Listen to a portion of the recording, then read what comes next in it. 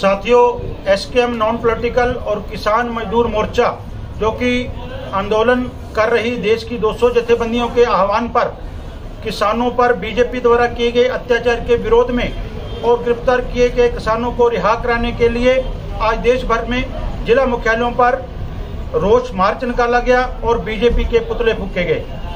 क्योंकि 13 फरवरी को जब दिल्ली कूच का ऐलान था, उस समय 13 फरवरी को, 14 फरवरी को और 21 फरवरी को बीजेपी के द्वारा किसानों के ऊपर जहरीली गैस छोड़ी गई और मोटर इंजेक्टर दागे के, यहाँ तक कि नहीं रुके, सीधी गोलियां चलाकर किसानों को, उसमें से एक हमारा युवा किसान शुभकर्ण को गोली लगी, गोली से शहीद किया गया और 400 से ज्यादा किसानों को फट्टड़ किया गया, जिसमें से कईयों की आंख चलेगी, किसी की जो टांग टूट गई, किसी के बाजू चलेगी। बहुत सारे जो साथी थे बहुत बुरी रूप से घायल किए गए।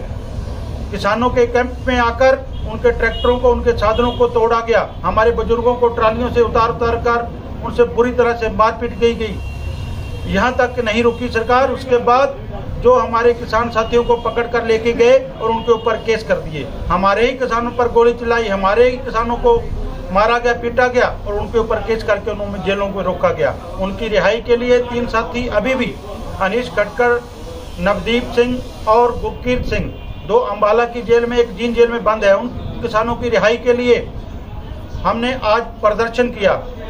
सिरसा भारतीय किसान एकता बीके की बैनर हेठ नेहरू पार्क से चल के बाजारों से होते हुए सुरखाब चौक पर जाकर बीजेपी का पुतला फूका गया और जो नायब सैनी ने बयान दिया, किसानों को उपद्रवी कहा है, उसकी और शब्दों में निंदा की।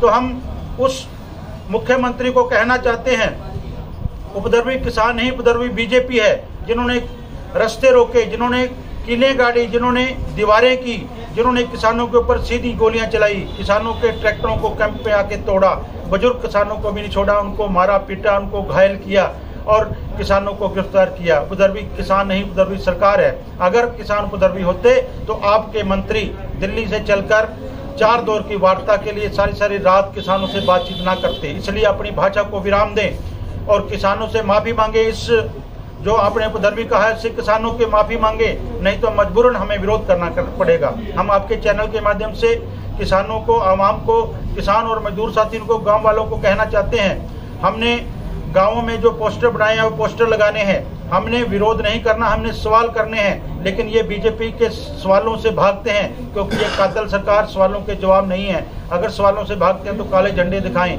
हमारा कोई विरोध करने का टीचा नहीं है। हम कहते हैं हमारे किसानों को गोली क्यों मारी, शुभकर्ण को शहीद क्यों किया, इसलिए उन सवालों का जवाब मांगते हैं तो ये भागते हैं। तो आज मुख्यमंत्री नायब सैनी सिरसा में आ रहा है, उससे भी सवाल करेंगे, देखते हैं उस सवाल का जवाब देते हैं। उपद्रवी किसानों को क्यों बोला, उसकी माफी मांगे, नहीं तो विरोध के लिए तैयार रहें।